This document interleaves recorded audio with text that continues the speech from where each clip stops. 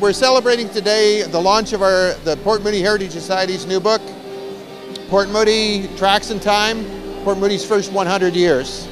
And we're having a party over it. So we've a little over 2 years writing the book, and we've had quite a number of sponsors help with it to fund it. Service Canada was the main sponsor, and then we have had lots of individual donors that have helped with it. And Rebecca Clark and myself, we co-edited the book, but we had a lot of volunteers, a lot of people in the community that helped come up with stories to put in the book, helped co-edit it, write it. The book is in 11 themes, and it's not chronological. It's all put together on themes on each chapter. There's things like industry, roads and services. There's lots of stories. We have notable stories, memorable moments, which are kind of little vignettes of things that people have remembered, and we put that all together with a lot of photographs. It's mainly a coffee table style book, so lots of incredible photographs of Port Moody's first 100 years, which is actually, we call it from 1880 to 1980, because it was in 1879 when Port Moody got named as the terminus for the CPR, and that's really what got Port Moody going. And then once the terminus went on into Vancouver, well, Port Moody went into a depression, and it took a long time for the lumber industry to actually build up and keep Port Moody going, and then build it to what it is today. Years and countless hours of work, dedication, passion, and love. We are unveiling a treasure trove of stories, reminiscings, and pictures of the people, family life, work life, and a sense of community that forms the history of our fabulous city, Port Moody.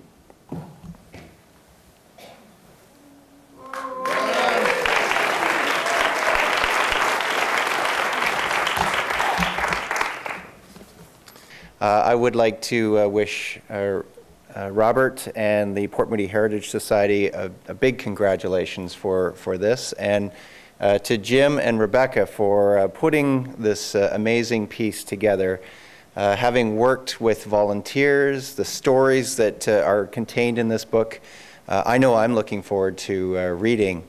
It's fantastic, and you know, they say it takes a village to raise a child, but I think it took a village to write a book. And we're going to have fun reading this book and reading the stories. I grew up in Port Moody. I only experienced Port Moody in a small snapshot of time from the 60s and 70s and a part of the 80s. I know I'm in the book as a Port Moody Aquarian, so that's kind of fun. And I know others, whether you're a Port Moody resident or want to find out about the history of Port Moody, you're going to have fun looking through this book.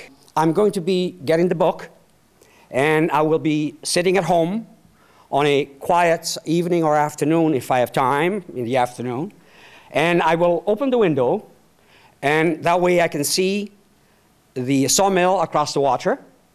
I'll be able to hear the odd train whistle, train going by, and I'll be able to see and hear perhaps some rain coming down.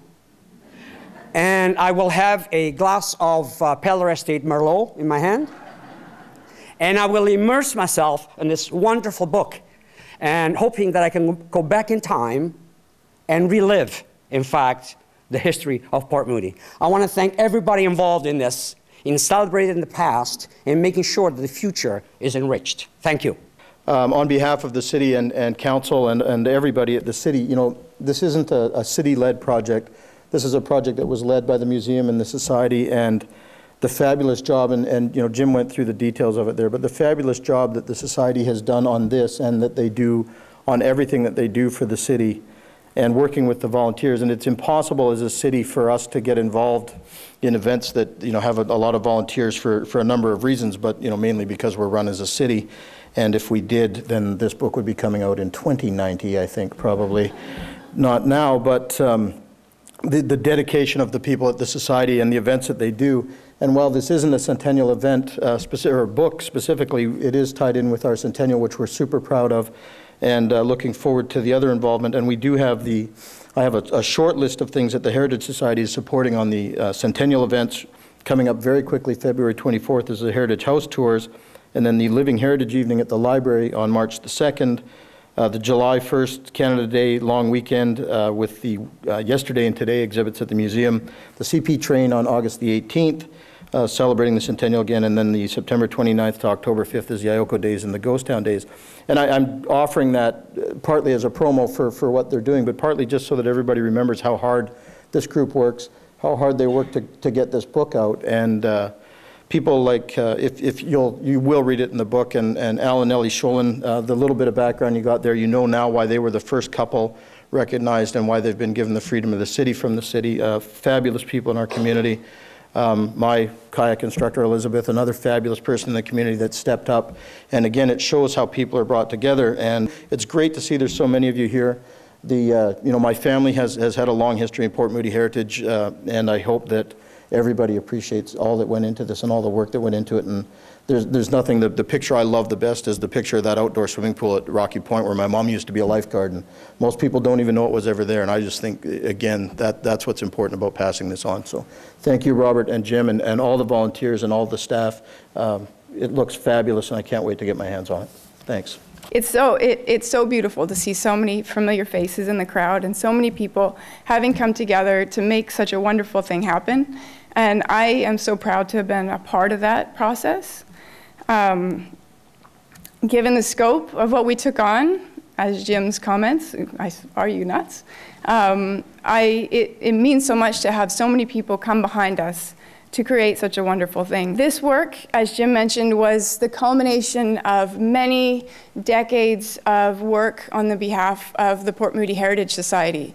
And while it was a grant that made it possible, it was in the back of our minds that we had so many amazing stories and beautiful photographs to share, and really didn't have a way to do that. And so when the opportunity presented itself, we jumped on it in a way that you jump off a high dive, I think, something like that. But I want to acknowledge the work that all of the Heritage Society members of the past had contributed. We wouldn't have been able to do this. The materials wouldn't be there to make a project like this if it hadn't been for these people. And I think the dedication that's in the book to Port Moody historians past, present, and future, I think really says it all. And along the way, during this project, we've lost a couple folks. So I just want to acknowledge that we're preserving their history and keeping it for the future as well. We're about to perform a Port Moody song. It's called The Artist in You.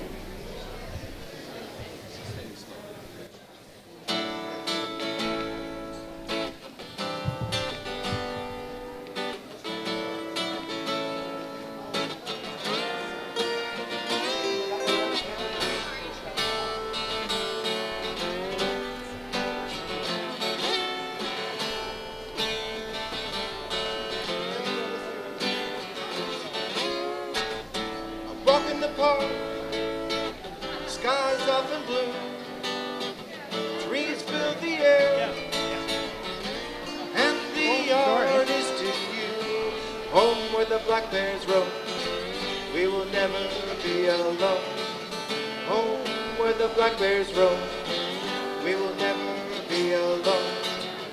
A village of people, courageous fools, drawn to the inlet, and the artist in you, home where the black bears roam, we will never be alone. Home where the black bears roam, we will never be alone. The rain comes down, yet there's so much to do. Shelter from the storm, $1 million views. When you look inside, you'll find the artist in you, home where the black bears roam, we will never be alone. Home where the black bears roam, we will never